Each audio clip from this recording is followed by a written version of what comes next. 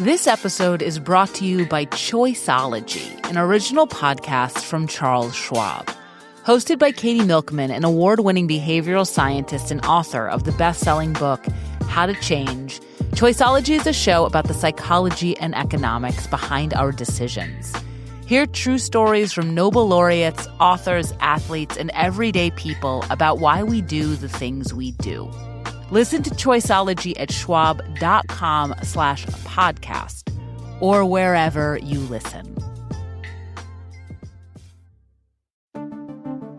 You know that feeling when someone truly has your back? Like when a friend shows up to help you move or a colleague takes the time to recognize your work. It's those shared moments that mean the most, because staying connected matters. That's why AT&T has connectivity you can depend on, or they'll proactively make it right. That's the AT&T guarantee. So what are you waiting for? Terms and conditions apply. Visit att.com/guarantee for details. AT&T. Connecting changes everything. Hi, it's Willa. Back in 2020, we aired a 2-part episode all about Jane Fonda. Last time we played you the first part, all about the complicated relationship that birthed the Jane Fonda workout tape. Today, we're going to play you the second, which tries to make sense of how the exercise tape fits in with Jane Fonda's career and activism more largely. Hope you enjoy.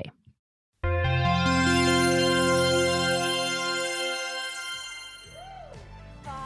6, 7, 8, and pull down. 1, 2. So there's something about the Jane Fonda workout that's never quite made sense to me.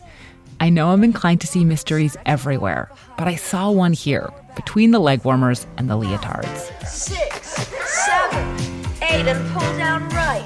Stretch it out. Here's me trying to explain myself during an interview. It is like mysterious to me, thinking about all the facets of Jane Fonda and being like this woman at the height of her acting career, truly, and fairly controversial political activist, got into everyone's homes as like this mastermind aerobics instructor. It's such a weird thing. She wanted to do that and then she did it? Like, Flat what? back, straight legs. Reach your butt out behind you. Feel the stretch. And flex. 2, 3, 4. Reach. 6. In the moment right before the workout became a phenomenon, Jane Fonda had a lot going on. First, there was actress Jane. And if I want to have an affair or play sex games or do M&Ms, you can't stop me. M&Ms? As a matter of fact, I smoke pot. That's her 9 to 5, which came out in 1980, one in a string of critical and commercial hits that were produced by Fonda's own production company. Her career was going fantastically, and she was making movies that had ideas and politics, movies that fit in snugly with another aspect of her persona. Activist Jane. Culturally, psychologically, economically, politically, gays and lesbians are discriminated against. That's Fonda at a fundraiser in San Francisco talking about the importance of gay rights in 1979, decades ahead of most people. San Francisco, they don't need me, but they like me, and they like our organization, the Campaign for Economic... But of course, not everybody liked Jane Fonda. Also in 1979, a number of conservative California state senators had just banded together to keep Fonda from sitting on the state's Arts Advisory Board because of her activism during Vietnam. Because she was also, to them, Hanoi Jane. Hanoi Jane, why don't you just leave America? Hanoi Jane is the extremely controversial figure that some people still passionately hate for what she did or supposedly did during the Vietnam War. And what I couldn't quite understand, what was puzzling me, is how this... Back to what? Your leaving was the best thing that ever happened to me. And this... They are a very powerful movement, especially in San Francisco. They don't need me. And this... Jane calls her POWs stupid and liars. Could possibly have led to this. Are you ready to do the workout? How on earth did Jane Fonda become Exercise Jane?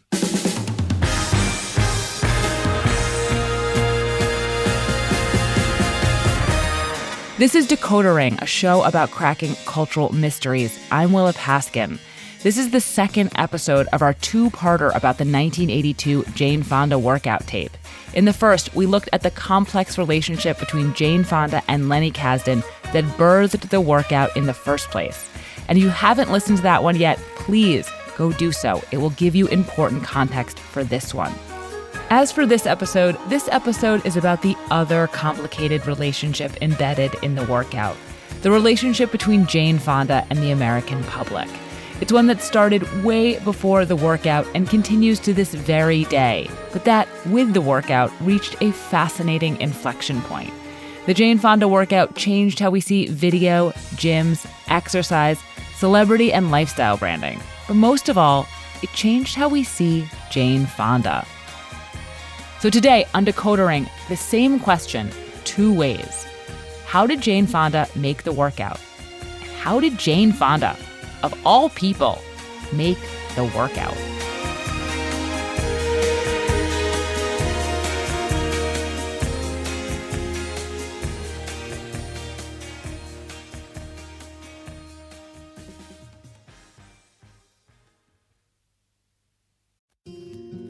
Fall is in full swing, and it's the perfect time to refresh your wardrobe with pieces that feel as good as they look.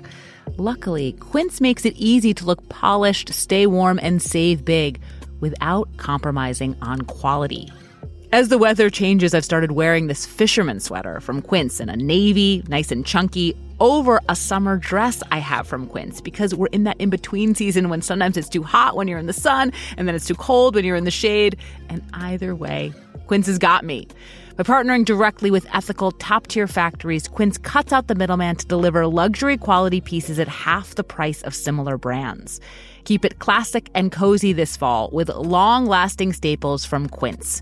Go to quince.com/decoder for free shipping on your order and 365-day returns. That's QUINCE.com/decoder to get free shipping and 365-day returns. Quince.com/decoder. As discussed in the last episode, in 1979, Fonda had opened an immediately successful workout studio in Los Angeles. It led to two other studios, and in 1981, Jane Fonda's workout record and the best-selling Jane Fonda workout book. And then in April of 1982, the workout video. At the time, these all seemed like pieces in one big multimedia onslaught. But the reason Jane Fonda became so closely associated with exercise for such an extended period is not because of the class or the book or the record.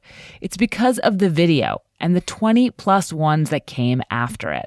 So I'm going to start today with that first video, the one that kicked it all off, much even to the surprise of Jane Fonda, who you'll recall I actually got to speak with. It was really something I never expected.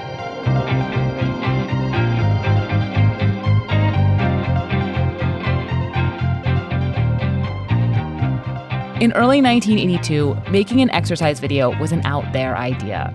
And that's because pretty much everything having to do with video was an out there idea.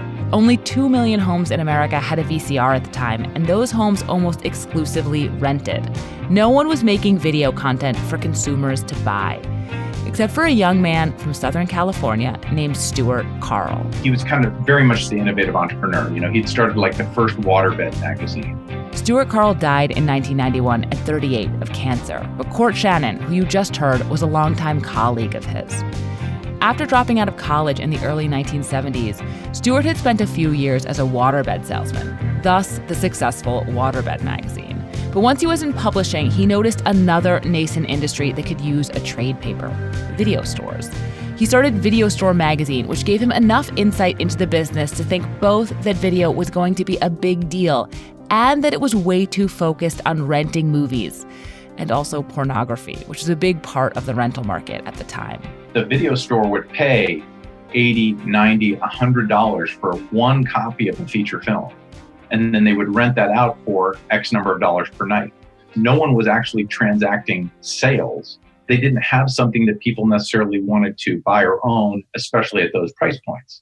I think Stuart's vision was, in looking at the television overall in the home, is, hey, there's a whole nother category that no one's ever touched.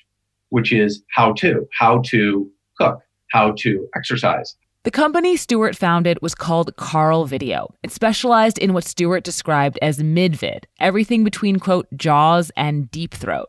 Prior to the Jane Fonda workout, its offerings included the art of speed reading, video first aid kit, a series of cooking how-tos with titles like Making Bread and Soups/Salads, and Exercise Now, which sold for $59.95 and was their first, if not the first, exercise video. In mid-1981, it was the best-selling how-to cassette in the industry, which Court Shannon guesses means it sold a few thousand copies. One day, Stewart's wife, Debbie Carl, who had seen the Jane Fonda workout book, suggested he make a video with her. He thought it was a great idea, but he needed a way to get in touch with Fonda. Okay, what's going to be the vehicle? How are we going to get there? Let's find a way. He had a friend who referred him in and said, you should become involved in CED. And that's how he connected with Jane initially. For Fonda, the exercise business had always been tied up with the CED, the Campaign for Economic Democracy, the political organization she founded with her then-husband, the activist and politician Tom Hayden. The CED pushed for progressive legislation all over California, often by funding local political races. And it was the reason the workout business existed in the first place. Fonda had started her initial workout studio to fund the CED. Her book made money for the CED. In fact, the CED owned Workout Inc., the entity that encompassed all facets of the workout business. By 1982, even before the workout video, proceeds from Workout Inc. were providing CED with at least $30,000 a month and well over half of its yearly $400,000 operating budget. Up to this point, Fonda hadn't been particularly concerned that her exercise-based fundraising would interfere with her acting career. But when Stewart Carl got in touch with her about doing a video, she wasn't so sure. And he called me and I said no, because I thought, well, that really will affect my career as an actor. I mean, I can't do both. Fonda also did not have a VCR or know anyone who had ever bought a videotape. But then he kept asking. And I think that the organization said, no, do it. And so I did. Her first move was to hire a director-producer. So I went to the guy who happened to be a friend of mine. Sid Galante was his name. And he was making the political campaigns for Tom. And I said, well, you're doing these commercials for Tom. Would you film the workout? So Sidney Galante, the man who oversaw the first workout tape and many of the ones to follow, was a political campaign strategist for progressive candidates and causes who had been making political ads for years. Here's an ad he made in 1964. Holy, breaking and entering! It's Batgirl! Quick, Batgirl, untie us before it's too late. I've worked for you a long time, and I'm paid less than Robin. Same job, same employer means equal pay for men and women. No time for jokes, Batgirl. With the workout, Fonda, Galante, Stewart Carl, and everyone else involved were starting almost from scratch. There were a few exercise shows on TV, but none of them felt like an exercise class. There weren't other people doing the workout on screen too. And that's what Fonda wanted the video to feel like, a class. She already had quite a bit of experience as an instructor. She regularly taught at the Beverly Hills studio. While filming 9 to 5, she'd actually led a 4:30 a.m. class there. And it was a full class at 4:30 in the morning. So with a budget of around $50,000 and just a few days to film, they recreated a class. The set looks like a dance studio with a wood floor and folding chairs no one's using set up around the edge of the room. There's a ballet bar and a payphone and a bulletin board with flyers tacked to it and a bunch of other exercisers, dancers, who pipe up all routine long, giving Jane encouragement. 6, 7, yes, 1, make it burn. Jane herself is wearing a lilac and fuchsia striped leotard, lilac tights, dark purple leg warmers, and no shoes. As an aside, Reebok only released the first athletic shoe for women, the Reebok Freestyle, this same year, 1982. By 1984, boosted by the craze Fonda kicked off, it would account for half of Reebok's sales. Anyway, though the workout is pretty taxing and fast, Fonda does the whole thing effortlessly. She doesn't even appear to sweat. Still, she says they kind of winged the whole thing. I mean, it was spit and prayer.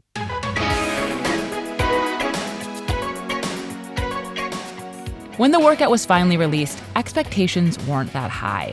It was clear from the book, which had spent 6 months at #1 on the New York Times bestseller list on its way to selling 2 million copies, that there was a mass audience for the Jane Fonda workout.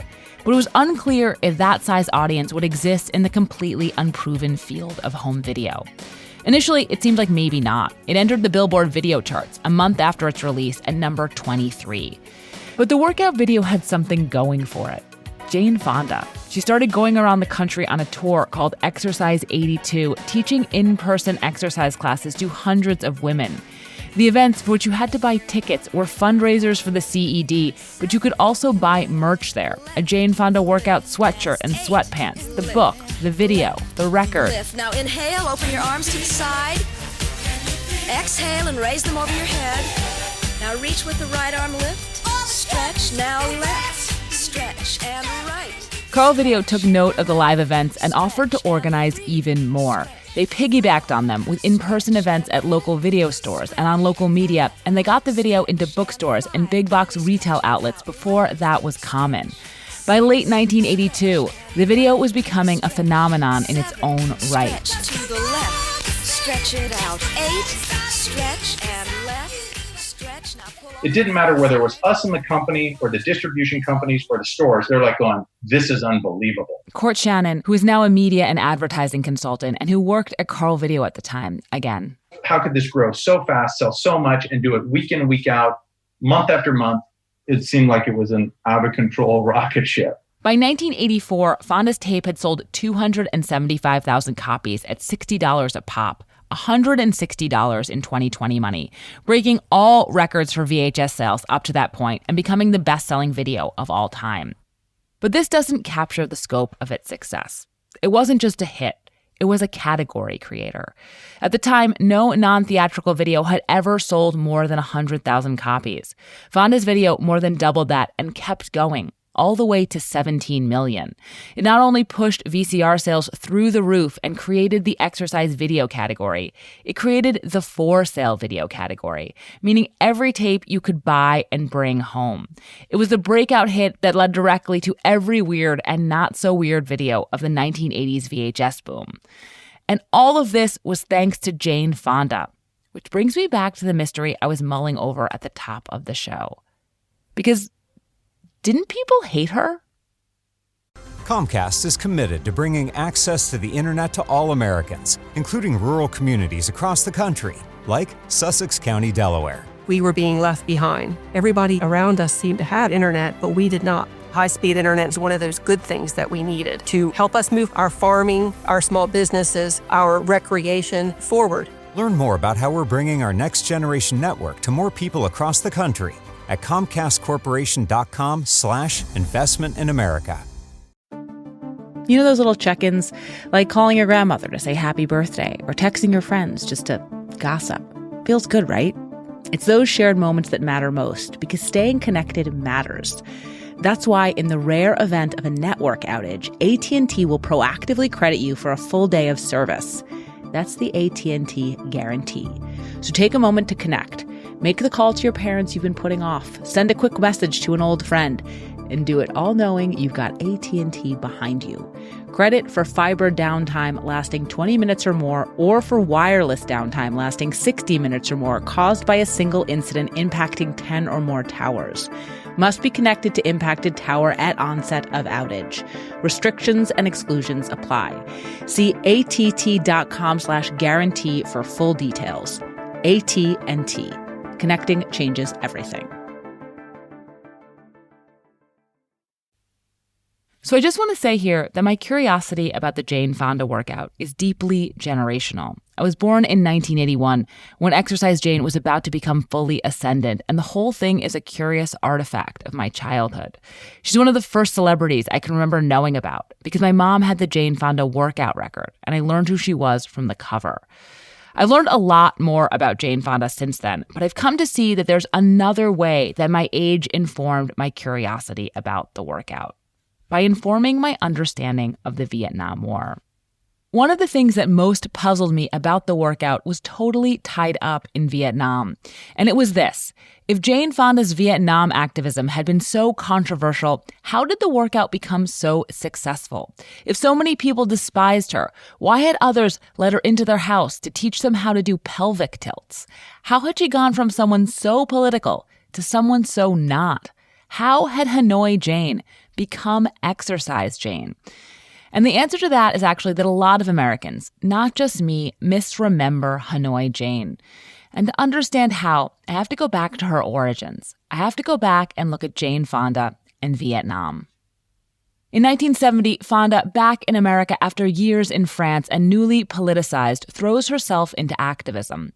She becomes involved in the fight for Native American rights, marches with women seeking welfare reform, does fundraisers for the Black Panthers, and most especially dives into the already robust anti-war effort.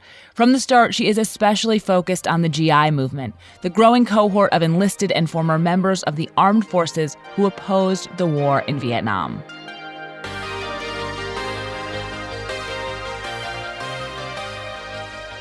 It was a pretty head-spinning transformation for much of the American film-going and celebrity-attuned public. The blonde sex kitten in Barbarella had seemingly overnight become a political radical with a dark shag haircut. In 1971, her film career on hold, she toured the country and then South Asia alongside a number of other celebrities in a popular variety show for the troops, an anti-war version of Bob Hope's USO tours called FTA, which stood for Free the Army, but only if you were being polite. Here's Jane playing the First Lady, Pat Nixon, in one of the sketches. Mr. President, there's a terrible demonstration going on outside.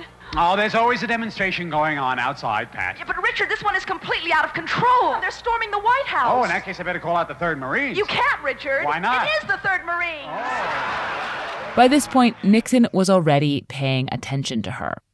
Starting in 1970, his FBI had begun spying on her, going through her mail, illegally accessing her bank information, trailing her 5-year-old daughter to school, and actively attempting to discredit her, in one instance by trying to plant fake gossip items, and another by arresting her at an airport on trumped-up drug charges.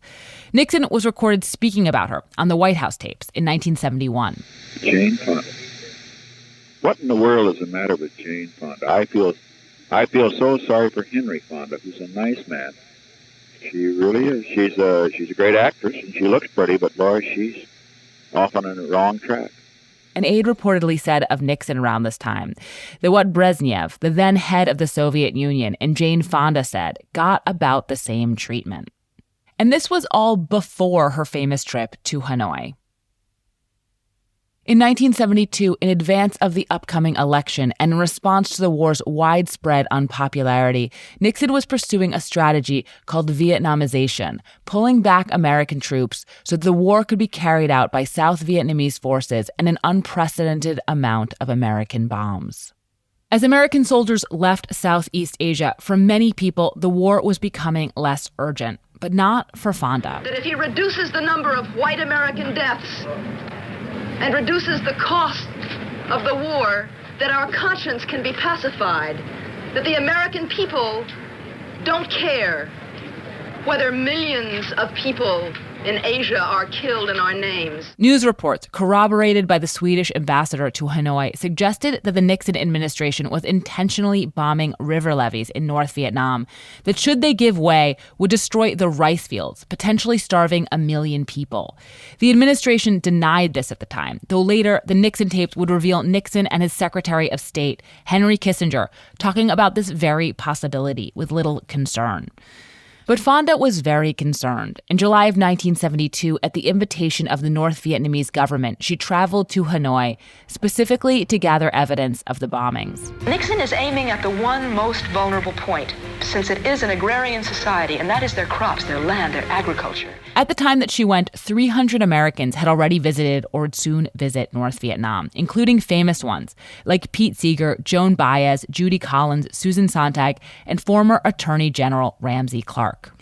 Many of them had or would do exactly what Fonda did, bring letters to and visit with American POWs being held by the North Vietnamese, and broadcast over Radio Hanoi, though only Fonda would be photographed, laughing and smiling, sitting atop a Vietnamese anti-aircraft gun, aiming at the sky, ready to shoot down an American plane.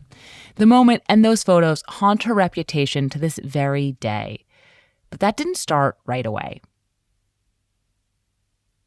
So though some State Department officials were trotting out the word traitor while Fonda was still in North Vietnam, in the days after she came back to the U.S. in July of 1972, her trip wasn't that big of a story. Her return was mentioned in a gossip column in the Washington Post and on page 9 of the New York Times. On her way back to the States, though, Fonda had stopped in Paris to show the footage she'd taken of the levees to the media. And this got attention, not so much as a story about Fonda, but as a story about the American military. The media accepted her testimony as accurate. Mary Hershberger is a historian and the author of Jane Fonda's War, a political biography of an anti-war icon. This really tipped what had been sort of a low-level concern into an international issue that President Nixon could not ignore. I think this fact that Nixon administration officials felt somewhat humiliated by this actress who they scorned really led to a lot of the initial outrage at Jane Fonda in Vietnam.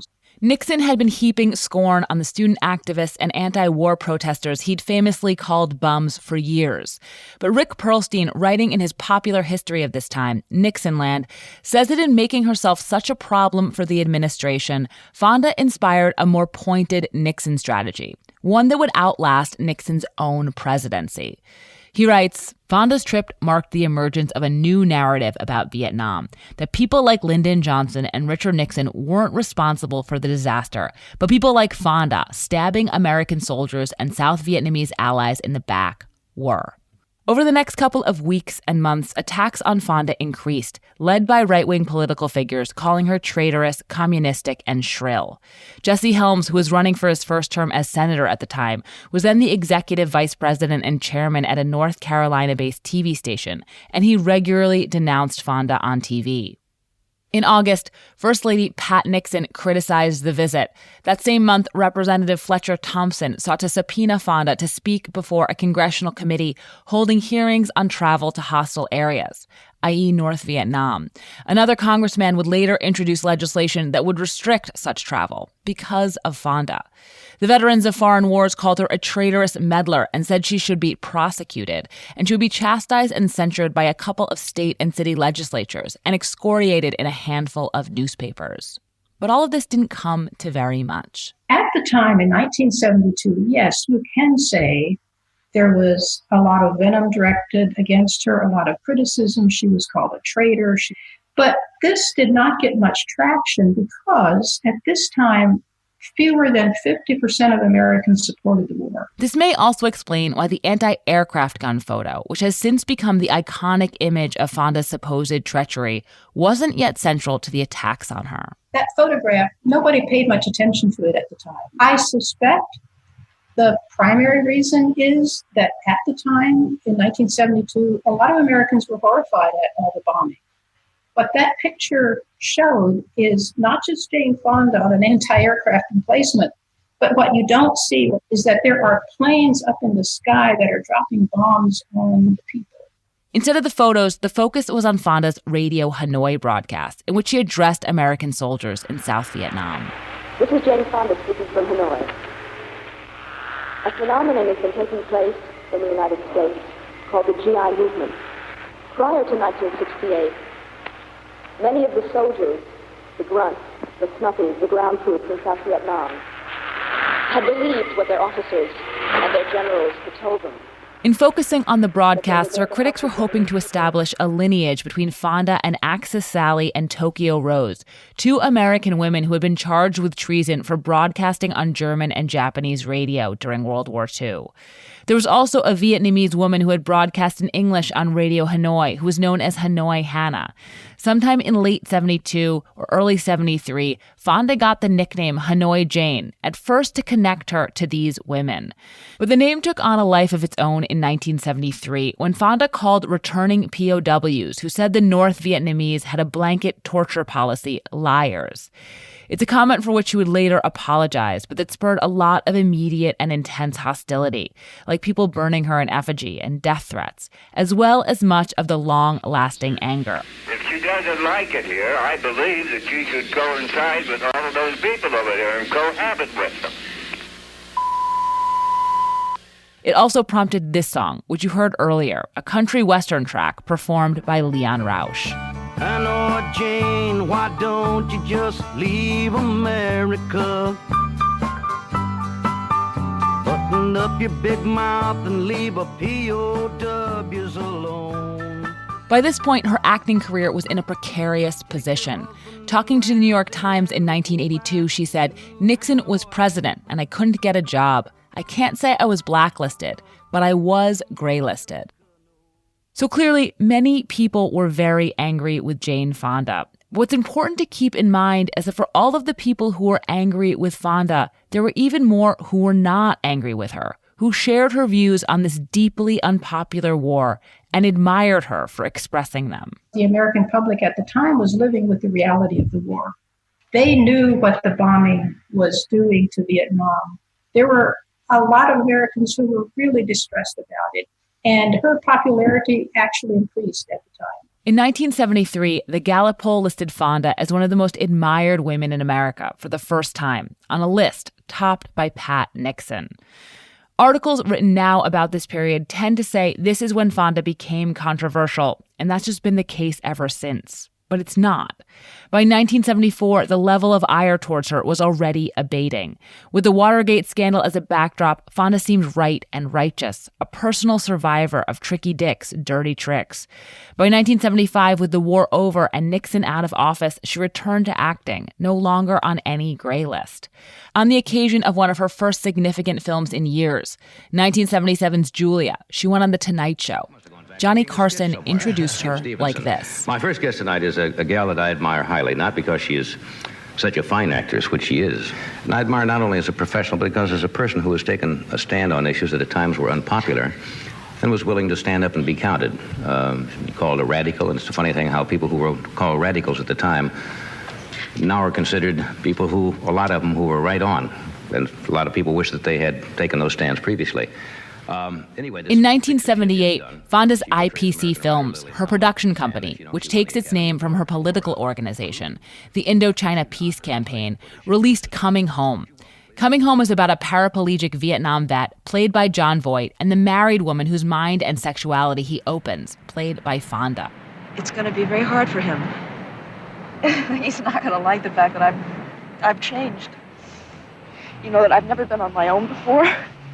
The movie, a critical text about Vietnam that focuses on the experience of a wounded and disillusioned veteran, was very much in conversation with Fonda's anti-war work and the accusations of betrayal that she had faced after her trip to Hanoi.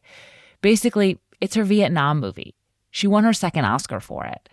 What you see happening in the late 1970s is that while almost everything that Fonda does is still in a conversation with her Vietnam activism, that conversation is generally admiring. A People magazine cover from 1977 says, "Jane Fonda, America loves her again." Of course, not everyone loved her. Particularly on the right, she remained a reliable boogeyman, and there were a smattering of protests of her exercise tour, just as there are protests of her now.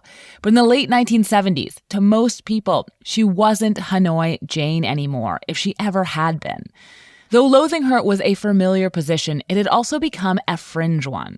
It wouldn't stay that way, but by the time it returned, Fonda would be less associated with politics than she'd been in years, because by then, she would have become Exercise Jane.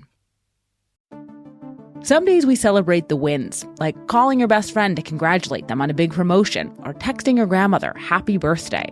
Other days we work through the tough stuff, like calling a partner to deliver bad news. Whatever the reason for picking up the phone or sending that message, staying connected matters. That's why in the rare event of a network outage, AT&T will proactively credit you for a full day of service. That's the AT&T guarantee. So what are you waiting for? Send that message to someone you miss. Make that call you've been putting off, because those are the moments that matter most. AT&T. Connecting changes everything. Terms and conditions apply. Credit for fiber downtime lasting 20 minutes or more, or for wireless downtime lasting 60 minutes or more caused by a single incident impacting 10 or more towers.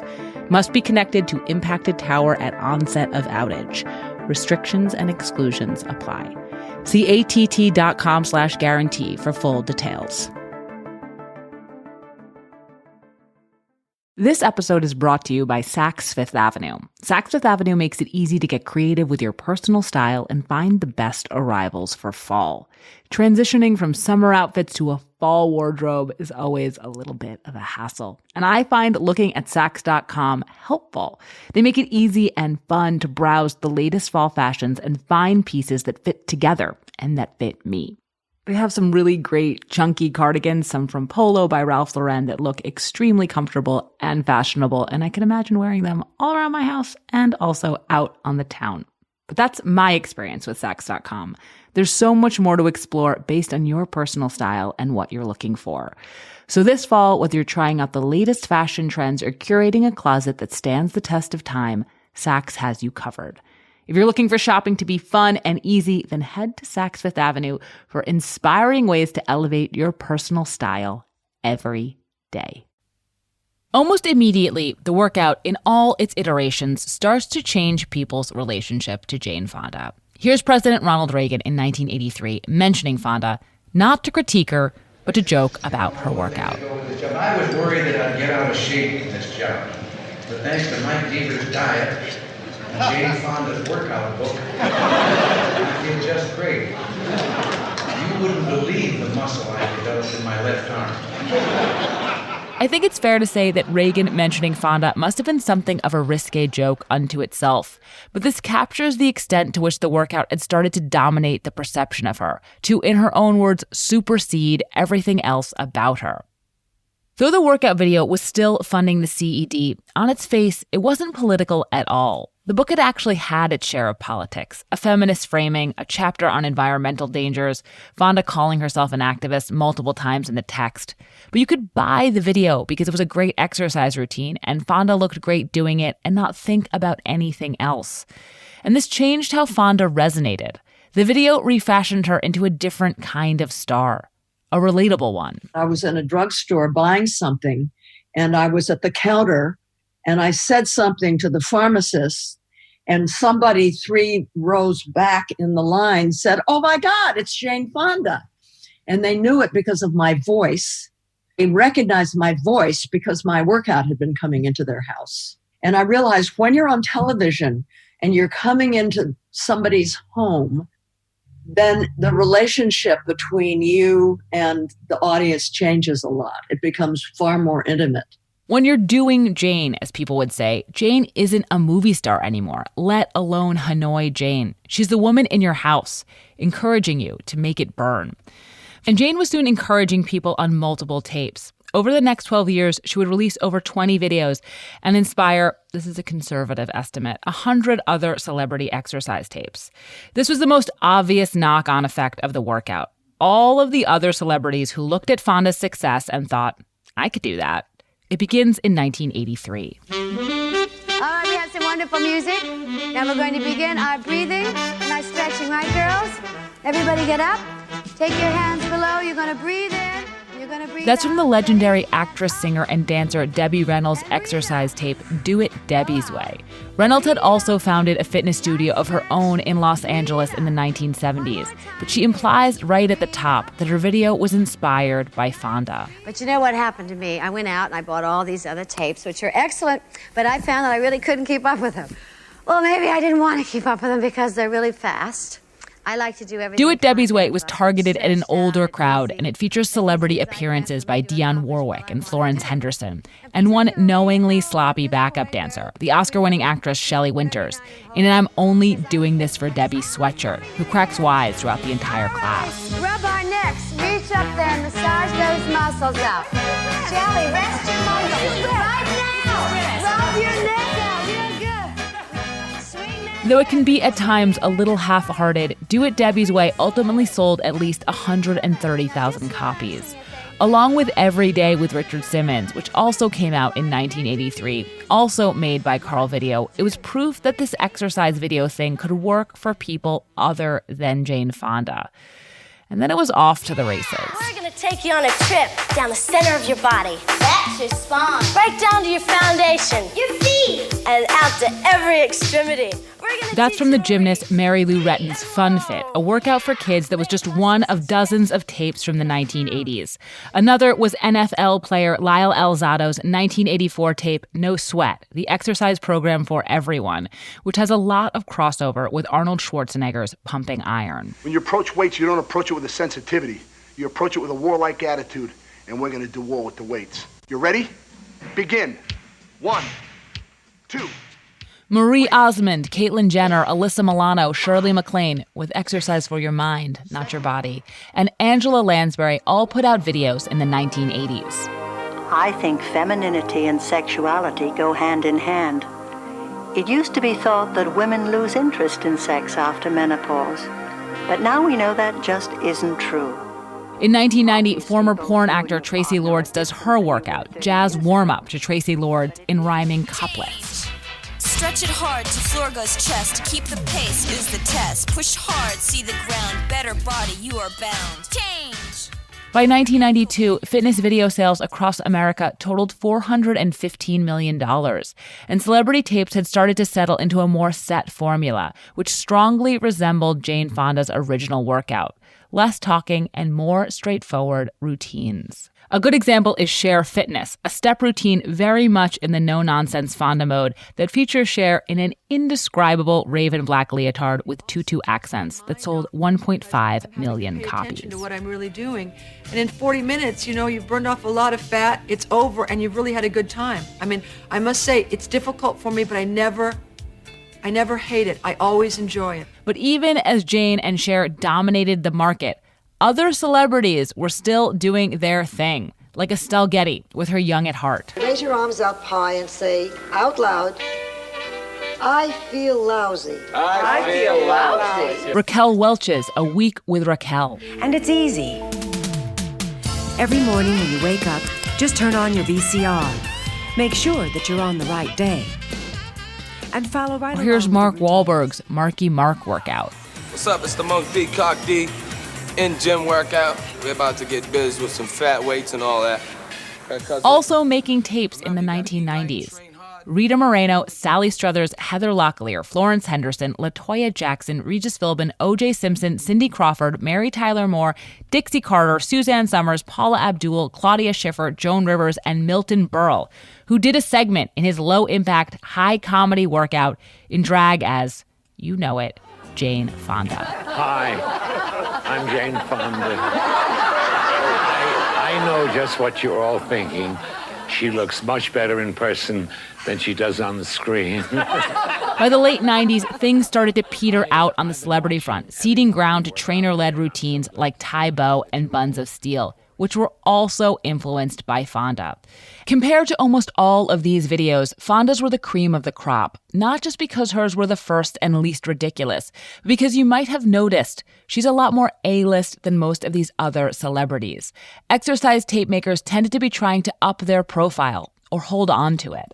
Fonda's videos, in contrast, were part of a big, lucrative, relatively long-running business, a significant enterprise that she'd gotten into at the height of her fame and that made her distinct from these one-off video makers, but not as distinct as when she was just a movie star. Fonda was not without ambivalence about the workout. She writes in her autobiography of the workout, I began to think, hey, wait a minute. What about me as an actor? What about the causes I'm fighting for? It made me uneasy. I didn't want pelvic tilt to define me. But over the course of the 1980s, she becomes more involved in the exercise business anyway. It just interested her, even as she steps back from films, which increasingly did not. Between 1982 and 1990, she made 4 movies and 13 workout tapes. In 1987, she separated the workout business from the CED, having made it $17 million. And ironically, it's exactly this year, 1987, when Exercise Jane is fully ascendant and Fonda is widely seen as the least overtly political she's been since the start of her career, that Hanoi Jane comes roaring back into the foreground. It seems to start as Fonda is readying to film Stanley and Iris, which will turn out to be her last movie until 2005, in Waterbury, Connecticut.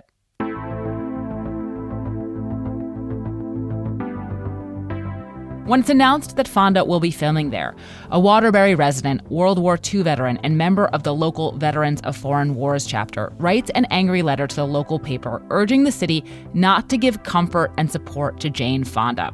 He also prints up 250 bumper stickers saying, "I'm not Fonda, Hanoi Jane." As chronicled in Mary Hershberger's book, Jane Fonda's War, this letter massively snowballs. It's soon followed by more, first from other local VFW members, not necessarily veterans of Vietnam, and then from ones all over the country. Even as most Waterbury residents defend Fonda, protests begin in which there are calls for Fonda to be executed, and that eventually attract the support of the Ku Klux Klan. The ire towards Fonda that had always been in the background, it hadn't been lessening. It had been festering. Starting earlier in the 1980s, the idea that Nixon had first floated, that America could only have been defeated from within, started to gain traction. Ronald Reagan wins an election running on a platform of restoring America to itself. Movies like Rambo reframe Vietnam veterans as skilled, brilliant fighting machines who could never possibly have invested in a fair fight. And all the while, the realities of the war itself begin to recede from memory. Mary Hershberger again.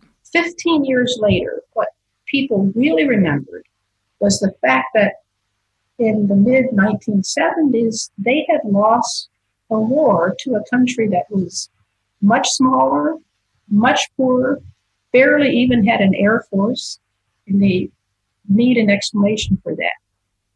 Jane Fonda, a one-time pinup turned outspoken anti-war feminist turned exercise entrepreneur who all the way back in 1972 had been very clear that America had lost this war, becomes one such explanation. Until the people in this country understand that it's been an American defeat, hard as it is for Americans to accept.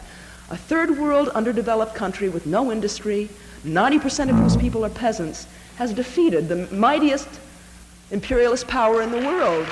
And though Hanoi Jane had its roots in the 1970s, this is when it really explodes, when the people who agreed with Fonda about the war are thinking about other things, and the people who didn't are more aggrieved than ever. Fonda herself experienced this period as different from the one that came before, telling me it was when Hanoi Jane was turned into an art form. During the Reagan administration, that was when it really escalated. They thought, we can scare people away from joining in the anti-war movement by turning Jane Fonda into a pariah. Well, you don't want to be like Jane Fonda. You don't want to join an anti. Look what happened to Jane Fonda. It's hard not to think that the workout enabled this spin, because of course, immediately after the war, nothing had happened to Jane Fonda's career. It had rebounded, and then some, and it's only later, of her own volition, that she had moved into exercise. In June of 1988, in response to what happened in Waterbury, Fonda did a 2020 interview with Barbara Walters, where she said she regretted criticizing the POWs and sitting on the anti-aircraft gun and apologized to the veterans that she'd hurt. This isn't a clip from that original interview, but Fonda has since apologized many, many times, and this is one of them. I will go to my grave regretting the fact that I was photographed sitting on an anti-aircraft gun. But it doesn't matter. Instead of clearing the air, the apology just breathes further life into the scandal, which remains at a fever pitch for close to a decade. The VFW passes a resolution asking Congress to try her for treason. Legends about Hanoi Jane, which had spread through the armed forces, spread faster still. Stickers of her face show up in army-based urinals, and stories about how she personally got POWs killed become military lore, eventually traveling farther and further with the advent of the internet. No matter how many times the made-up stories about Fonda's behavior in Hanoi are debunked, people still believe them. Earlier in the show, when I wondered why the workout was so widely embraced when Fonda was still so disliked, I was asking that question through the lens of all of this. The late 1980s and the early 1990s, when Fonda was way more controversial than she had been when the workout actually came out. The success of the workout seemed mysterious to me because I was a kid when all of this was going down, and all I knew about Fonda was that she had an exercise record, and somehow that some people really didn't like her. As ever, it wasn't everyone. As all this was going on, the workout tapes kept coming, kept selling.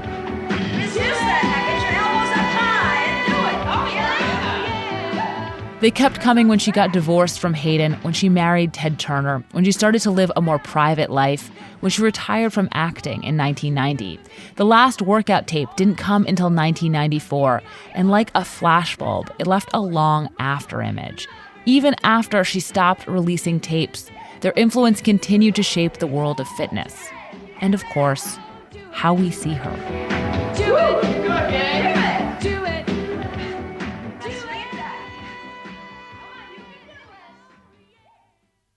While we were working on this piece, a video of Jane Fonda from 1979 went viral on Twitter. We played a bit of it at the top of the show. Culturally, psychologically, economically, politically, gays and lesbians are discriminated against. They are a very powerful... It was really popular. 200,000 likes, 55,000 retweets, and it's one of a number of videos featuring Fonda doing something impressive and political, like, say, getting arrested for climate change, that have gone viral in the last few years. The subtext around these tweets, often the explicit text, isn't just admiration, it's surprise. Whoa, check out Jane Fonda. This is also generational. People of my generation and younger having the realization that a woman they thought was the queen of exercise, or just on Grace and Frankie, has been fighting the good fight since before they were born. I don't want to diminish the Jane Fonda workout, which I only came to admire as a bigger and bigger deal the more I knew about it. It was one of the preeminent lifestyle phenomena of the 1980s and 90s, and it helped normalize strenuous physical exercise for women.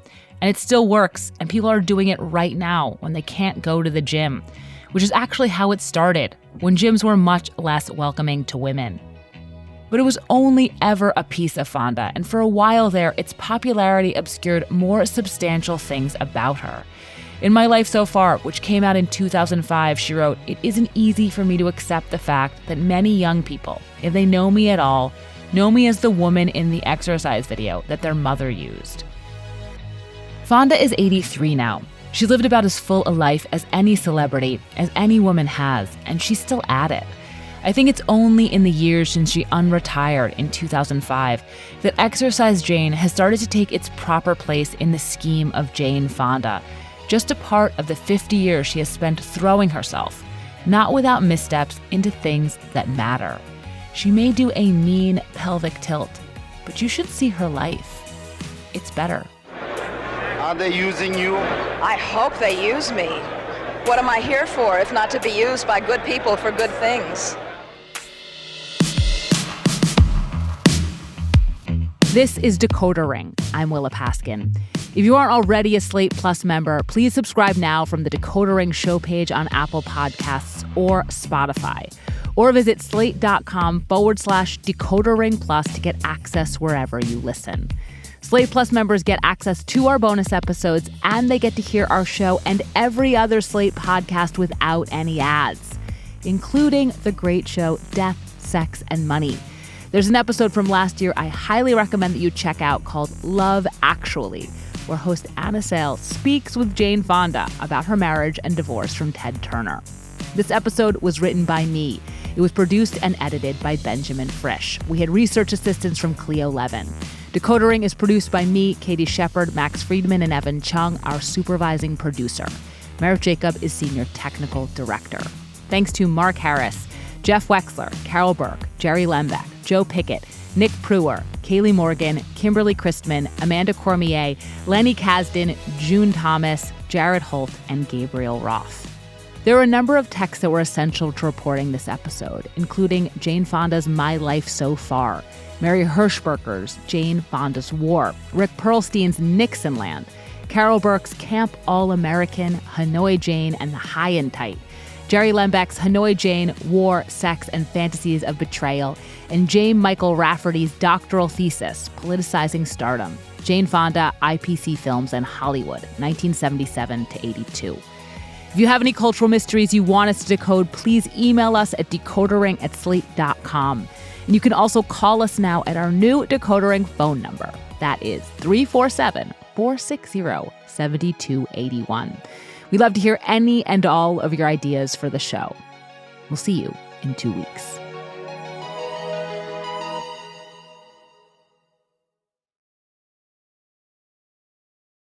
This episode is brought to you by Saks Fifth Avenue. Saks Fifth Avenue makes it easy to get creative with your personal style and find the best arrivals for fall.